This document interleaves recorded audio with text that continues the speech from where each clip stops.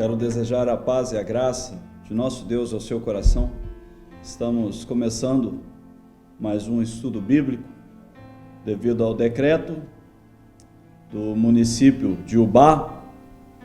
Nós estamos transmitindo hoje nos estúdios da Ubá News e quero desde já transmitir a minha gratidão ao Carlos Sodré, ao Felipe Oliveira, a Laisa, a toda a equipe Ubá News. Que Deus abençoe grandiosamente a vida de vocês por nos dar esta oportunidade de transmitir o nosso estudo bíblico, as nossas atividades, através do estúdio de vocês. Deus abençoe grandiosamente. E hoje, queridos, como dito, estaremos estudando a Bíblia, dando sequência na exposição do famoso sermão chamado de Sermão do Monte, o sermão de Jesus Cristo, que foi ministrado para uma multidão de pessoas em um lugar na qual muitos chamam de monte, mas era um vale com um pequeno aclive, em que Jesus estava ministrando a palavra aos corações que estavam ali sedentos. E antes de tudo, eu quero começar fazendo uma oração, pedindo a Deus a orientação divina para esse momento de estudo bíblico. Feche teus olhos. Pai amado, Deus bendito, primeiramente, obrigado, Deus, pelo privilégio de estar aqui nesse estúdio, transmitindo a Deus a palavra do Senhor, a milhares de corações, e te peço, a Deus, em nome de Jesus Cristo, que seja, a Deus, um estudo edificante para cada um que nos assiste nesse momento. Que, ó Pai, no nome de Jesus Cristo, o teu Santo Espírito possa impactar vidas através dessa transmissão. Que o teu Espírito Santo possa, ó Deus, em nome de Jesus, transformar situações através da meditação da tua palavra. Te peço, ó Deus, humildemente, que o Senhor me use, ó Deus, como a tua ferramenta para instruir, ó Deus, os povos com respeito à tua palavra. No nome de Jesus Cristo oramos. Amém. Querido irmão, quero falar hoje sobre mantendo-se espiritualmente saudável. Mantendo-se espiritualmente saudável. Nesse tempo de pandemia, querido, eu tenho certeza que num momento ou no outro te bateu a preocupação no coração sobre a sua saúde física, não é verdade?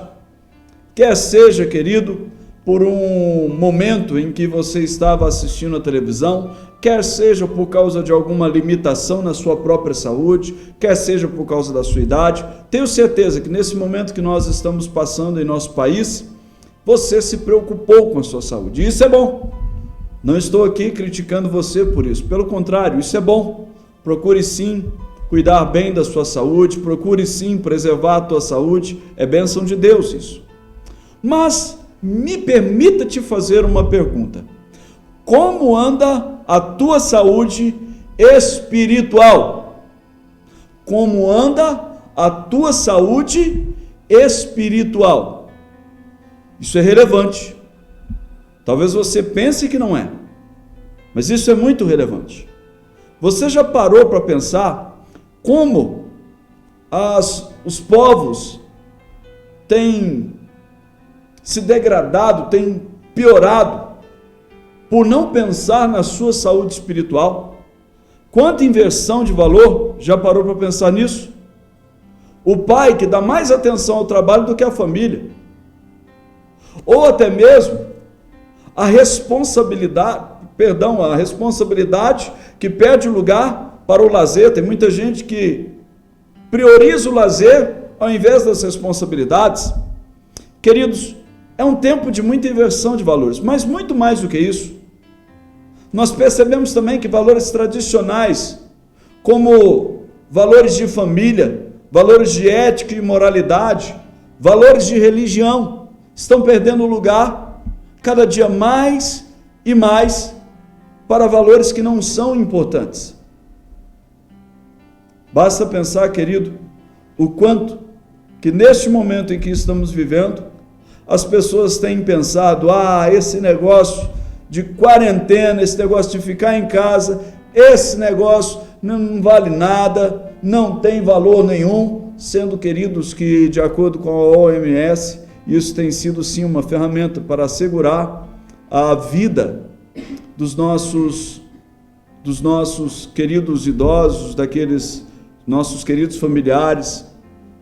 E queridos, isso tudo nos faz pensar que cada vez mais e mais que o homem se afasta de Deus, cada vez mais e mais o homem se aproxima dessa desvalorização.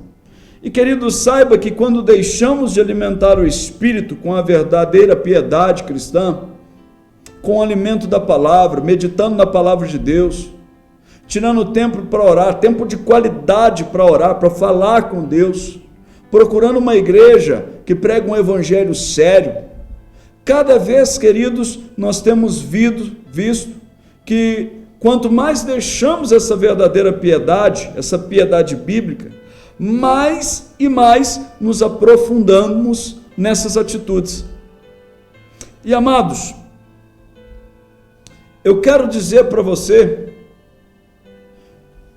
para que você se cuide espiritualmente, pois deixar de alimentar o espírito causa uma desnutrição espiritual tal que uma vez consumada, apaga de uma só vez o espírito, adoece a carne e nos traz morte eterna. Anula o espírito, adoece o corpo e traz a morte eterna. Quero lembrar, querido, que estou expondo esse famoso sermão de Jesus, e o momento em que Jesus está falando agora, ele está tecendo uma crítica a algumas atitudes dos fariseus, líderes religiosos, que tinham uma espiritualidade completamente doente, que tinha uma espiritualidade quase que morta. E amados, o texto em sequência nos mostra essa exposição e fala algumas formas de alimentar o espírito. Fala de como sermos espiritualmente saudáveis, como manter a espiritualidade saudável. E como ter espiritualidade saudável? Como ser espiritualmente saudável? Primeiro, mortificando a carne. Abra a tua Bíblia em Mateus capítulo 6. Quero ler contigo, primeiramente, os versos de número 16 ao verso de número 18. Mateus 6, verso 16 até o verso 18. Essa é uma porção de que estaremos trabalhando. Essa faz parte da porção que estaremos trabalhando nesta transmissão. Primeiro, querido, nos diz assim, o primeiro verso 16: quando jejuardes, não vos mostreis contristados como os hipócritas, porque desfiguram o rosto com o fim de parecer aos homens que jejuam. Em verdade vos digo que eles já receberam a recompensa. Tu, porém, quando jejuares, unge a cabeça e lava o rosto, com o fim de não parecer aos homens que jejuas, e assim ao teu Pai em secreto, e teu Pai, que vem em secreto, te recompensará. Esse é o primeiro texto que vamos ler nessa noite. Veja bem, querido, ao lermos esse texto, precisamos responder algumas perguntas, que eu tenho certeza que você que nos assiste já se pergunta. O que é um jejum? Jejum, querido, é a abstenção de alimento em prol de mortificar a carne e fortalecer o espírito. Mas não é só deixar de comer, querido. Jejum não é dieta. Não confunda as coisas. Jejum é mortificar a carne. Você precisa entender que mortificar a carne não tem nada a ver com dieta. Mortificar a carne, querido, é realmente fazer sofrer o físico com a falta de algum alimento ou algo que satisfaz a sua carne em prol do fortalecimento espiritual. Queridos, tem muitas pessoas que não fazem um jejum, que não guardam um jejum dietético ou de alimento, assim dizendo. Tem pessoas que guardam um jejum de um certo lazer, como por exemplo a televisão. Conheço um pastor, tenho certeza que ele está assistindo, que ele me compartilhou que a sua mortificação, o seu jejum foi de Coca-Cola. E assim, querido, é o jejum, é mortificar a carne. Mas mais do que isso, o que Jesus ensina no texto sobre o jejum? Isso é muito importante para que você entenda essa prática. Não é uma busca em prol da autopromoção. Não é uma busca em prol da autopromoção. Versículo 16, queridos, nos mostra, nos diz: não vos mostreis contristados como os hipócritas. Jesus apresenta, querido, a atitude errada dos fariseus ao jejuarem. Jejum não te faz um super crente como você imagina. Jejum não é uma prática do pastor super poderoso. Não, querido. Jejum é uma prática piedosa que todo crente deveria praticar, que todo crente deveria buscar, para mortificar sua própria carne, para fortalecer o espírito. Jejum não é autopromoção. Tem pessoas, queridos, que buscam jejum apenas para se mostrarem aos homens. Os fariseus estavam fazendo isso. E olha a palavra dura que Jesus disse para eles: são hipócritas. Cuidado com isso, querido. Nós temos que tomar o cuidado, querido, com qualquer forma de hipocrisia quanto à nossa espiritualidade. A tua espiritualidade, querido, depende de servir a Deus apenas, e não de autopromoção. Mas mais do que isso, que Jesus também nos ensina, é uma busca pessoal. Jejum é uma busca pessoal desta pessoa por Deus. Veja comigo o verso de número 17, que vai nos dizer: tu, porém, quando jejuardes, unge a cabeça e lava o teu rosto, com o fim de não parecer aos homens que jejuas. Perceba uma coisa: ninguém precisa saber do teu jejum. Mas se por algum motivo alguém descobrir, não se preocupe com isso. Seu jejum não foi quebrado. Tem pessoas que imaginam dessa maneira, que leem esse texto e diz: meu Deus, se alguém então descobrir que eu estou jejuando, meu jejum vai quebrar. Não se preocupe com isso, querido. O objetivo de Jesus é dizer que o que não pode acontecer é um ato de promoção, é você se mostrar para os homens. Já viu aquelas pessoas que querem mostrar uma espiritualidade falsa para as outras pessoas? Faz questão de que os outros saibam que ele foi a algum lugar determinado para fazer uma oração, ou faz questão de que as pessoas saibam que ele está jejuando, ou faz questão de que as pessoas saibam que ele está fazendo alguma ação que promova a sua espiritualidade. Voltamos ao primeiro ponto. Nenhuma espiritualidade, querido, deve ser direcionada a um homem, deve ser direcionada a Deus. E aqui, querido, o que acontece é Jesus dizer para essa pessoa: olha, cuidado com a autopromoção. Não é que as pessoas não possam saber do seu jejum, elas podem saber. Se sua família, amigo ou qualquer outra pessoa saber, não vai mudar ou diminuir em nada o teu jejum. O que mais Jesus nos ensina? Terceiro, é um momento espiritual entre você e Deus. É um momento espiritual entre você e Deus. O verso 18, querido, termina dizendo as seguintes palavras: e sim ao teu Pai em secreto, e teu Pai que vem em secreto te recompensará. Perceba, querido, que aqui é direcionado não para baixo, não aos homens, mas para Deus. É para cima que é direcionado. É interessante, querido, que eu creio, eu professo, que a santificação é um processo em que Deus capacite o homem e o homem serve a Deus buscando o vencer os pecados. E o jejum não é muito diferente, querido.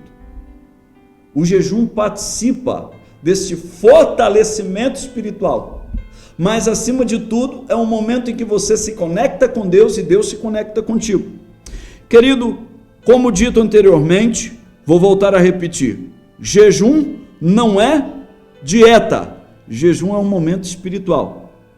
E não fique esperando recompensas, nem imediatas e nem terrenas. A recompensa que vem de Deus, querido, é a salvação em Cristo Jesus.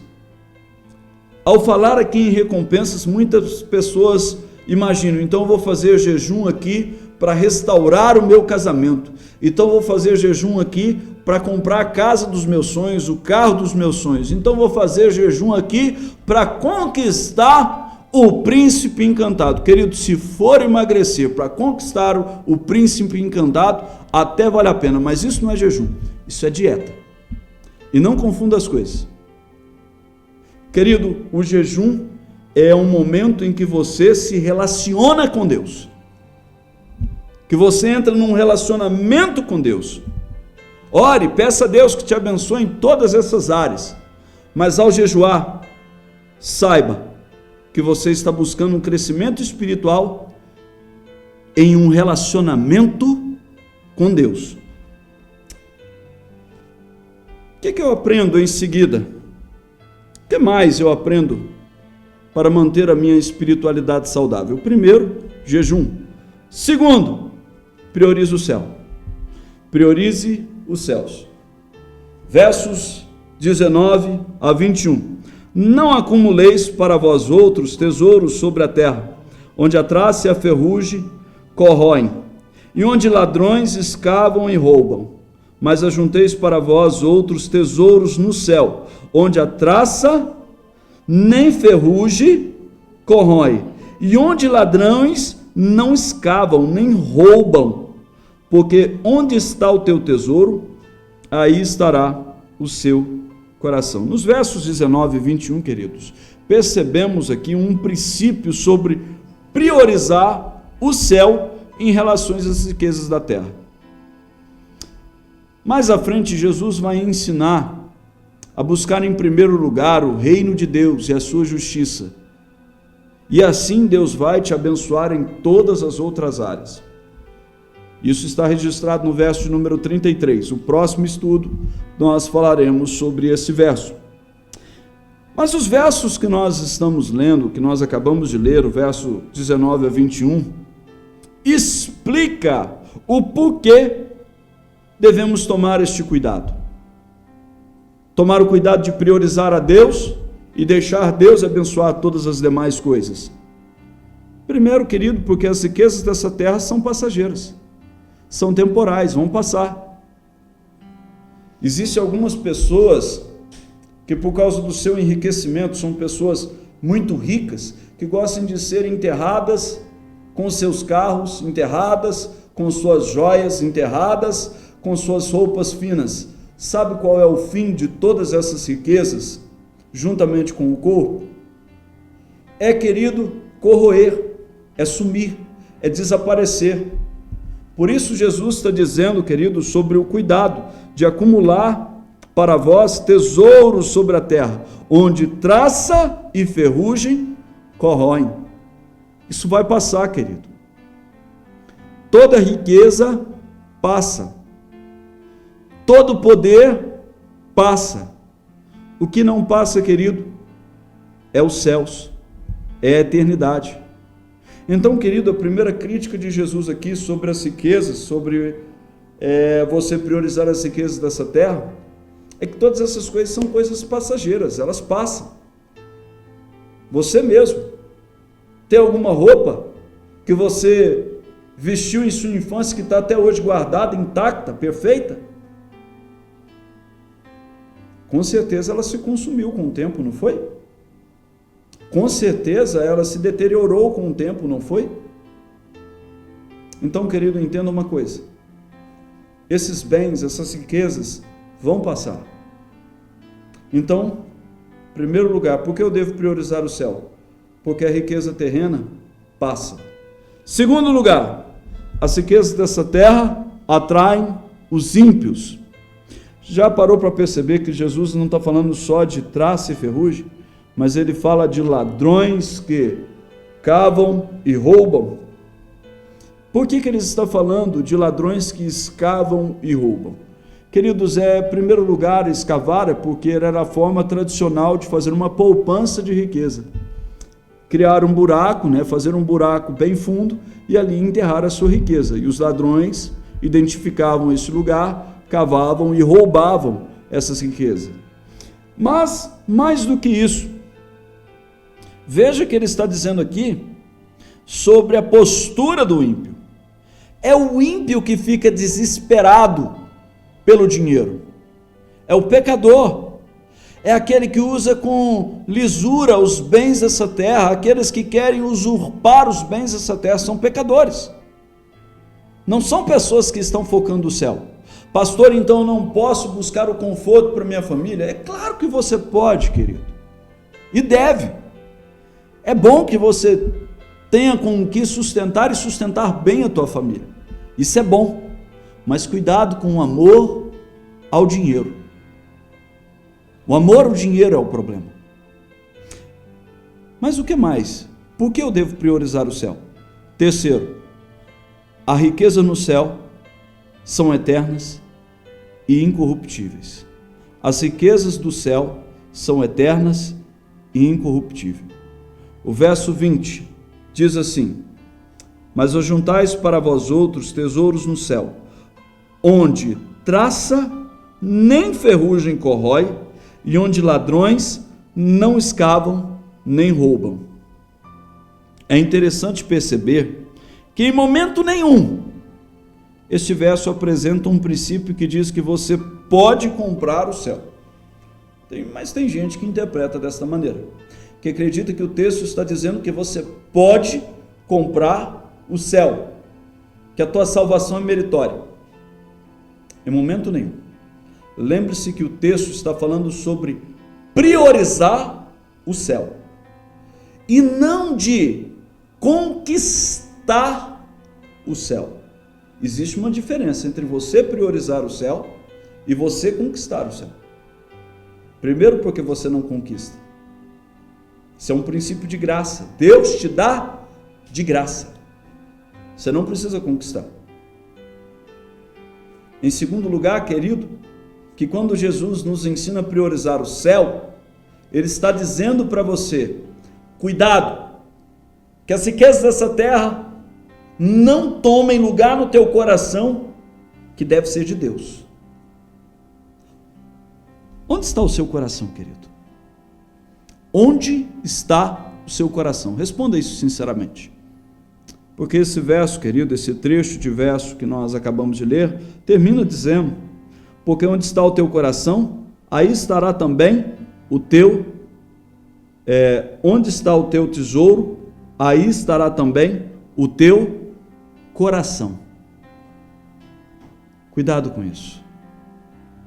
O teu coração almeja o céu ou almeja os tesouros dessa terra? Que seja o céu o alvo do teu coração. Amém? O que mais eu preciso fazer para me manter espiritualmente saudável? Iluminando todo o teu corpo. Ilumine todo o teu corpo. Versos de número 22 até o verso de número 23 nós lemos: são os teus olhos lâmpada do corpo. Se os teus olhos forem bons, todo o teu corpo será luminoso. Se porém os teus olhos forem maus, todo o teu corpo estará em trevas. Portanto, caso a luz que em ti sejam trevas, que grandes trevas serão.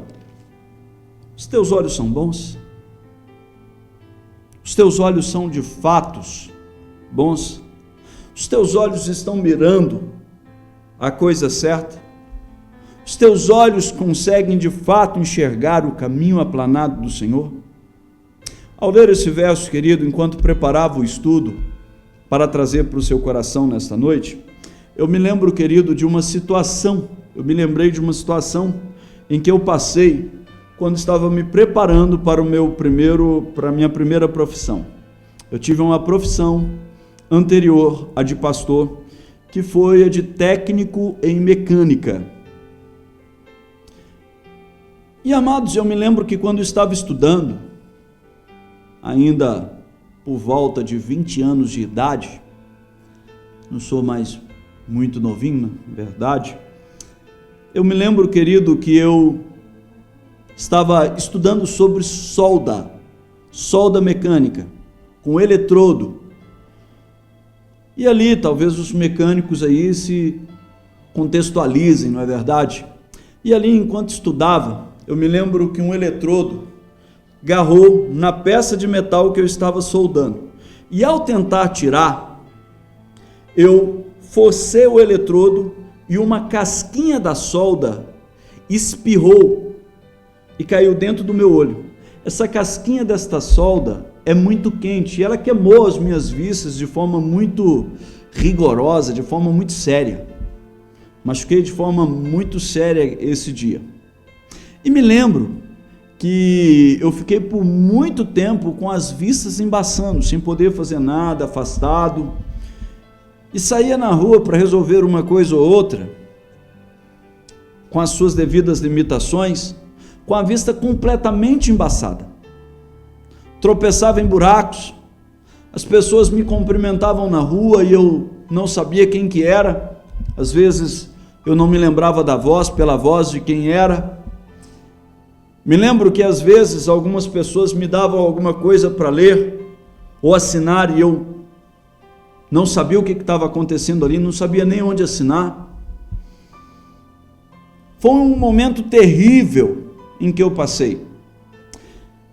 Mas, amados, saiba que a nossa vida espiritual, quando não está saudável, corremos esse mesmo risco de estarmos com a nossa visão desta mesma maneira.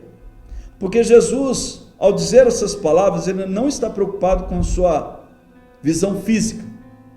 Ele não te aconselha a procurar um médico especialista das vistas. Não é isso que Jesus está dizendo. Jesus está falando sobre os seus olhos da fé. Eu professo, querido, que o Espírito Santo ilumina a nossa vida para lutarmos contra o nosso pecado, contra todo tipo de pecado. O Espírito Santo nos ilumina e nos capacita a lutar contra toda forma de pecado. Eu professo desta maneira. Quando Jesus usa as palavras registradas no verso de número 22 e 23, percebo uma deficiência tão grande espiritualmente quanto a que eu passei, quanto aquela da casquinha de solda. Tem muita gente cega por aí, espiritualmente, que não sabe como lidar com o pecado, porque não enxerga onde está o pecado em sua vida, que não sabe lidar com o crescimento espiritual, porque não sabe, não enxerga o que fazer para alcançar este crescimento espiritual. Jesus se refere, querido, à iluminação do Espírito, sobre Jesus te capacitar, sobre o Espírito te capacitar. Tem muita gente, querido, que não luta contra o pecado, porque está cego espiritualmente. E esta cegueira, querido, pode ser tão séria, tão grande, que até a sua própria definição de luz são grandes trevas. Você já parou para ver o que o versículo 23, parte B, está dizendo? Portanto, caso a luz que é em ti seja trevas, que grandes trevas serão. São pessoas, queridos, que por não conhecerem a palavra, por não receber a iluminação do Espírito Santo, por não fazerem caso de se fortalecerem espiritualmente, se enganam e se deixam levar pelo pecado de uma forma terrível. ao ponto de serem cegos e entrarem em trevas tremendas. Mas o que mais preciso fazer para estar espiritualmente saudável? Quero fechar com isso. Quarto, servir a Deus. Devo servir a Deus. Veja o último verso que quero estudar com você nesta noite. Verso de número 24. Mateus 6, 24. Ninguém pode servir a dois senhores, porque ou há de aborrecer-se de um e amar ao outro, ou se devotará a um e desprezará ao outro. Não podeis servir a Deus e às riquezas. Preste bem atenção. O verso 24 trata de uma coisa extremamente simples de entender e ao mesmo tempo extremamente urgente de se viver. Sim, amado, é extremamente simples de entender. Deus não te divide com ninguém. Ou você é dele, ou você não é. Deus tem ciúme, no sentido de que requer uma adoração exclusiva só para ele. Ou ele alcança o teu coração, te conquista, te atrai para ele, te envolve com sua graça, ou ele te despreza. E não existe meio termo. É extremamente simples de entender isso. Ele não divide o seu culto e nem a sua vida com o mundo, o diabo e a carne. Não pense você que você pode viver esse dualismo. Uma hora eu quero servir a Deus, uma hora eu quero ser espiritualmente forte, outra hora não, eu quero satisfazer os desejos da carne. Não faça isso. Isso é perigoso.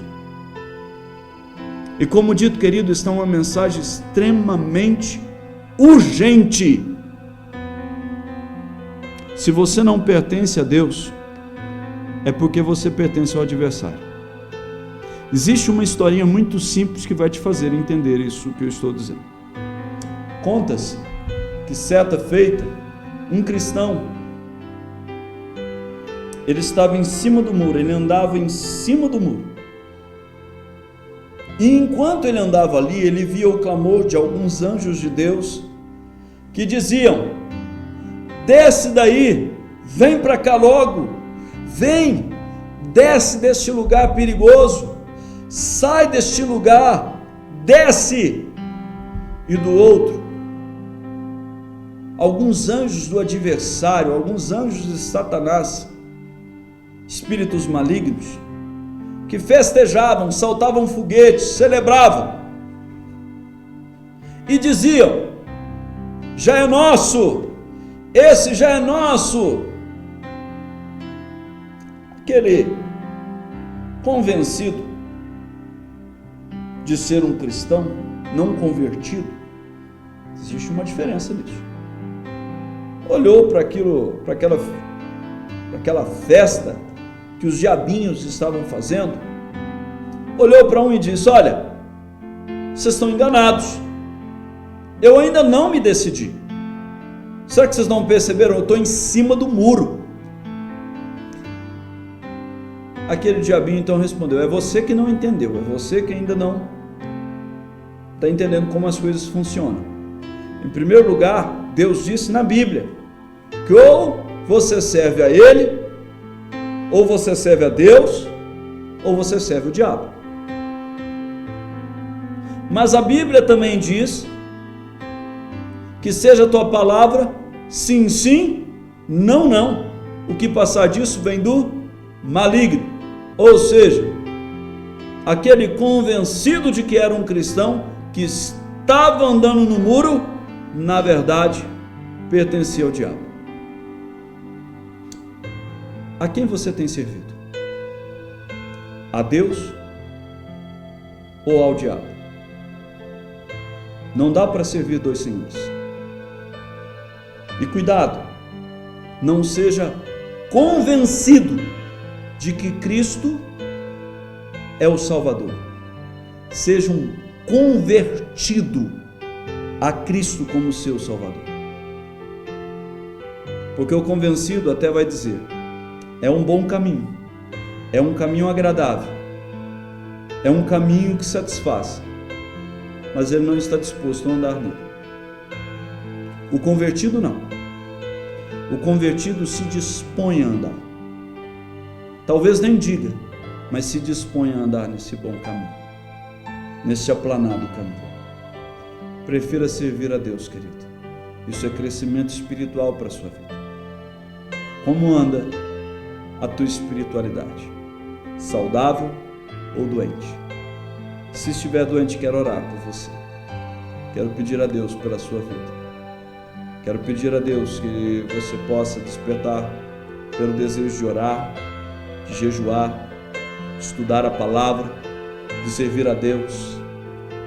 E tenho certeza, querido, que Deus te abençoará tremendamente pela sua disposição em servir. Feche teus olhos. Quero orar por você.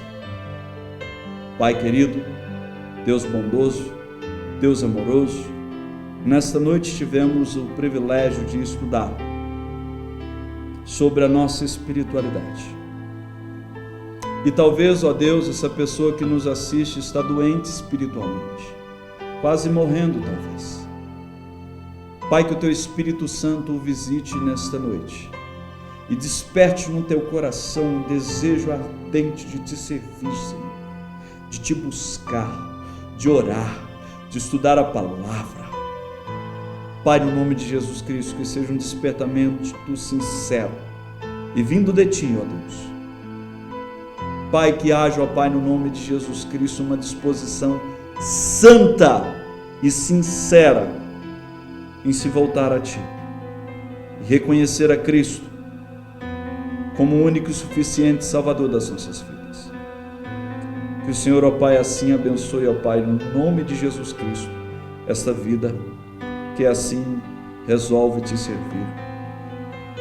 E, ó Pai, nós aproveitamos o ensejo desta oração para te pedir que o Senhor acalme os povos e que o Senhor, ó Pai, extermine esta pandemia, para que possamos assim, ó Deus, ver a Tua poderosa mão sobre aqueles na qual você derramou o precioso sangue de Jesus.